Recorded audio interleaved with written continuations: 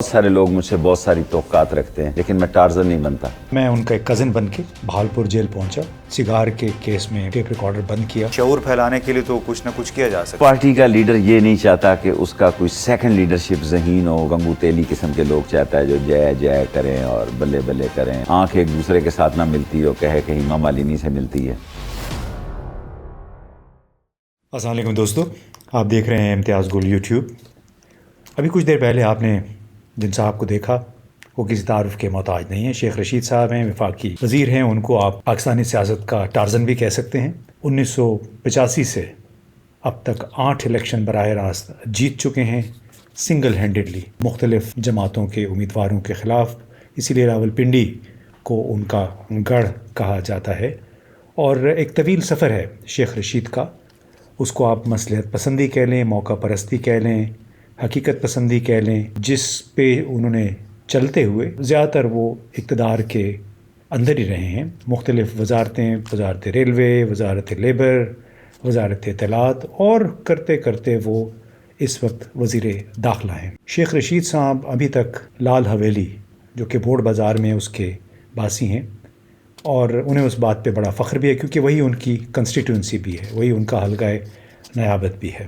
یہ جو انٹرویو کی آپ نے جھلکیاں سنی ہیں، اس کا ایک مخصوص تناظر ہے۔ 1995 میں بے نظیر بھٹو کے دور میں ان کے خلاف مقدمہ چلا کہ غیر قانونی، غیر لائسنس یافتہ کلاشنکوف رکھنے کے الزام میں انہیں سزا ہوئی 7 سال کی خصوصی عدالت سے۔ پہلے اڈیالہ جیل میں تھے، بعد میں انہیں بہاولپور جیل پہنچا دیا گیا جہاں انہوں نے کوئی 2.5 سال گزارے 1996 کے شروع تک۔ دوستو، یہ وہ دن تھے جب مسلم لیگ کے بہت سے رہنما شیخ رشید کے پاس جاتے جاتے بھی تھک گئے تھے بہاولپور جیل جا کے۔ وہ کافی تنہائی محسوس کر رہے تھے۔ ان دنوں میں نے سوچا، میں voice of Germany, Friday Times کے لیے کام کرتا تھا، تو جناب میں ان کا ایک کزن بن کے بہاولپور جیل پہنچا، سگار کے کیس میں ٹیپ ریکارڈر بند کیا۔ کزن کے روپ میں نے ان سے مشکل سے کوئی 4 منٹ کا انٹرویو کیا کیونکہ پولیس والے آس پاس گھوم پھر رہے تھے۔ مشکل حالات میں تھے اس وقت، شیخ، بڑی گرمی تھی۔ انہوں نے یہ بھی کہا کہ امتیاز، اس جیل میں آ کے مجھے پتہ چلا ہے کہ آدھی سے زیادہ جیل یہ اس علاقے کے چیموں، چٹھوں، گردیزیوں، سیدوں، چودھریوں کی وجہ سے بھری ہوئی ہے۔ ان کے مخالفین ہیں جو کہ جیلوں میں ہیں۔ 100 سے زیادہ بچوں کو انہوں نے رہائی دلائی جو چھوٹے چھوٹے جرائم میں بند تھے، جرمانے نہیں دے سکتے تھے۔ قیدیوں کو انہوں نے چھڑوایا جو 3-4 ہزار روپے کا جرمانہ ہوا تھا، جرمانے کے پیسے نہ ہونے کے باعث جیلوں میں پڑے وہ سڑ رہے تھے۔ ایسے قیدی بھی تھے جن کو سزائے موت ہوئی، ان کے رشتہ دار آئے لیکن نہ ان کے پاس کرایہ تھا، نہ چارپائی تھی لاش گھر لے جانے کے لیے۔ شیخ رشید صاحب نے پھر اپنی جیب سے ان لوگوں کو فیسیلیٹیٹ کیا تاکہ گھروں تک لاشیں پہنچائی جا سکیں۔ بہاولپور جیل سے 1996 کے شروع میں واپس تو آ گئے، بڑے گہرے ان کو زخم لگے تھے۔ 2008 میں ایک مقامی ٹی وی کی طرف سے ان کا میں نے انٹرویو کیا۔ اس انٹرویو میں نے شیخ رشید صاحب کو یاد دلوایا کہ آپ نے بہاولپور جیل میں 1996 میں یہ بات کہی کہ جیل میں جتنے بھی لوگ بیٹھے ہیں زیادہ تر چیموں، چٹھوں، گردیزیوں، سیدوں کے ستائے ہوئے ہیں اور میں ان کے لیے کچھ کروں گا۔ دیکھیے انہوں نے کیا جواب دیا۔ بہت عرصہ پہلے جب آپ بہاولپور جیل میں تھے تو اس وقت انٹرویو میں آپ نے یہ کہا تھا کہ بہت ظلم آپ نے دیکھا یہاں پہ آ کے، اور یہ بھی کہا تھا کہ جتنے بھی چٹھے، گردیزی، چیمے ہیں، آدھی سے زیادہ جیل ان کے ظلم کی وجہ سے بھری ہوئی ہے اور میں جیل سے نکل کر ان کے لیے کچھ عملی طور پہ کروں گا۔ کیا کیا پھر آپ نے؟ میں نکلا اس علاقے میں، لوگ بڑے پسے ہوئے تھے، میرے پاس اتنی بڑی قوت نہیں تھی، وسائل نہیں تھے۔ اصل مسئلہ ہے کہ آدمی کو اپنی طاقت کا اندازہ کرنا چاہیے۔ میں وہ سیاستدان ہوں جو اپنے سائز سے بڑا نہیں کھیلتا۔ بہت سارے لوگ مجھ سے بہت ساری توقعات رکھتے ہیں لیکن میں ٹارزن نہیں بنتا، اور یہی میری کامیابی کا راز ہے کہ میں اسیس کر لیتا ہوں کہ میں اس کا متعامل ہو سکتا ہوں یا نہیں۔ بعض اوقات میں ریٹریٹ کرتا ہوں کیونکہ فورسز میرے مخالف بڑی سٹرونگ ہوتی ہیں، اور اس ملک کی سیاست میں میں واحد آدمی ہوں جس نے فیملی بیک گراؤنڈ سے ہٹ کر، کوئی خاندانی یا فائنینشیل سیٹ اپ سے ہٹ کر اتنی سیاست کی ہے۔ سو میں نے اندازہ لگایا، میں گیا لودھراں اور ملتان، بہاولپور، رحیم یار خان۔ میں نے یہ سوچا کہ یہ پسے ہوئے لوگ اور پس جائیں گے، اور جو بھی آدمی آتا ہے ان کے بارے میں بات کرتا ہے لیکن آخر میں ان لوگوں کا مرہون منت ہوتا ہے، خواہ وہ صدر مشرف ہو، خواہ ذوالفقار علی بھٹو ہو، خواہ وہ نواز شریف ہو۔ الٹیمیٹلی انہی کو بلا کے ٹکٹ دیے جاتے ہیں. تو آپ نے ٹارزن بننے کی بجائے انہیں کو جوائن کر لیا پھر؟ میں تو تھا ہی ان کے ساتھ، انہوں نے مجھے چھوڑا اور مجھے ٹکٹ نہیں دیا. ان کا خیال تھا کہ مجھے ختم کر دیا جائے. یہ بھی اس ملک کا ایک مافیا ہے. سیاستدان کسی ٹیلنٹڈ آدمی کو آگے نہیں آنے دیتا. شیخ صاحب نے پاکستانی سیاست کے ان تضادات کو جس خوبصورتی سے بیان کیا جن کا ہمیں اس وقت سامنا ہے، وہ شاید انہی کی ہمت اور خاصہ ہے. انہوں نے تمام تر مصلحت پسندی اور جو موقع پرستی ہے اس کے باوجود کچھ بنیادی حقیقتوں سے انکار نہیں کیا. اور اس کی ایک حقیقت یہ بھی تھی، پاکستان میں سیاسی قیادت بننے نہیں دی جاتی.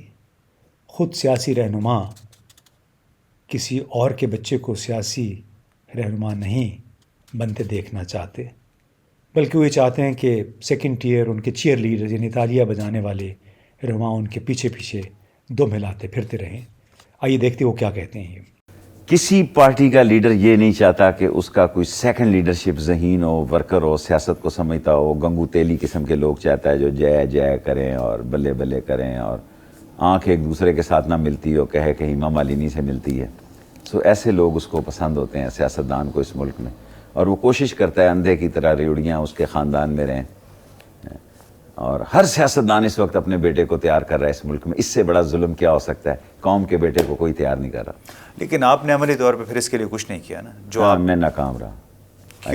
کیوں نہ کر سکے؟ میرے پاس وسائل نہیں تھے، میرے پاس حالات نہیں تھے، میں اکیلا آدمی تھا. دوستو، شیخ رشید صاحب نے 2008 میں دیے گئے اس انٹرویو میں ملک کے سیاسی نظام کی توڑ پھوڑ، منافقت اور غریب کی بے بسی کا بھی کھل کر اظہار کیا. ان کے چہرے سے معلوم ہوتا ہے کہ بڑے وہ کرب میں ہیں. مطلب کئی باتیں ہیں انہیں وہ کرتے ہوئے کوئی شاید کمفرٹ محسوس نہیں ہو رہی ہے، لیکن چونکہ اب سیاست کے تالاب میں سے نکلنا بھی نہیں چاہتے تھے، لہٰذا وہی لوگ ہیں جن کا وہ بار بار اپنے اس انٹرویو میں وہ ذکر کر رہے ہیں.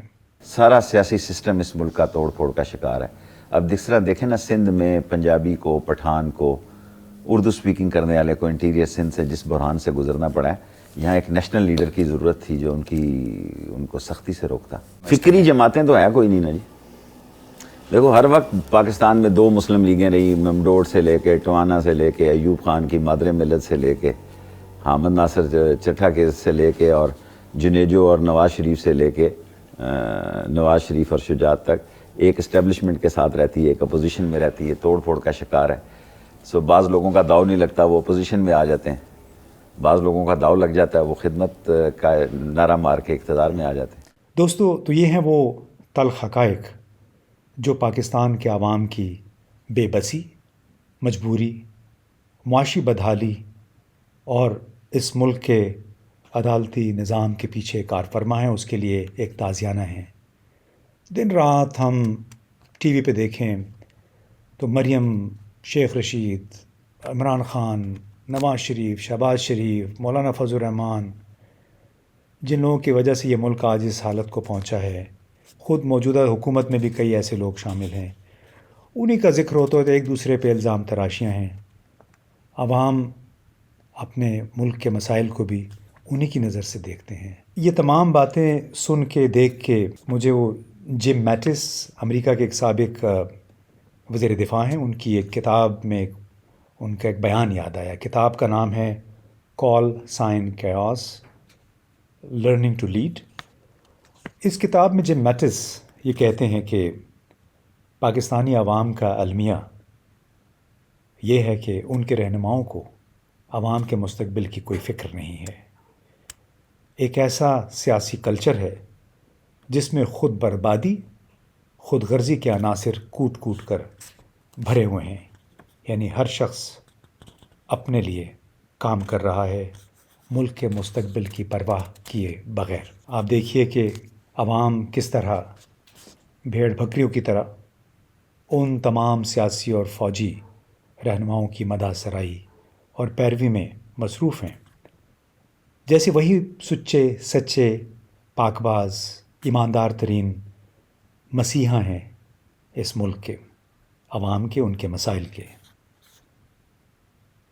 اگر شیخ رشید صاحب کی باتیں آپ کے دل کو لگتی ہیں تو آپ بھی ذرا اپنی نظر سے اور اپنے دماغ سے سوچئے کہ کیا اندھی تقلید کے ذریعے ہم پاکستان کو، اپنے پیارے پاکستان کو، مسائل کی موجودہ دلدل سے نکال سکیں گے، یا پھر جم ماٹس یعنی امریکی وزیر دفاع نے جو کہا وہ درست ہے، اور وہ اسی چیز کی بازگشت ہے جو قائد اعظم نے 11 اگست 1947 کی تقریر میں کہا تھا کہ یہ معاشرہ منافرت، فیورٹزم، نیپوٹزم، اقربا پروری اور بے ایمانی کا شکار ہے۔ لگتا ہے کہ جو باتیں قائد اعظم نے کہی تھی 11 اگست 1947 کو، اس کی صدائے بازگشت جم ماٹس کی گزشتہ سال کی چھپی ہوئی کتاب میں بھی ہے، اور وہی باتیں ہیں جو شیخ رشید نے 1996 میں بہاولپور جیل میں کہیں، اور پھر 2008 میں میرے ساتھ اس انٹرویو میں انہوں نے دہرائیں بڑے کھل کے۔ آپ بھی سوچئے ذرا۔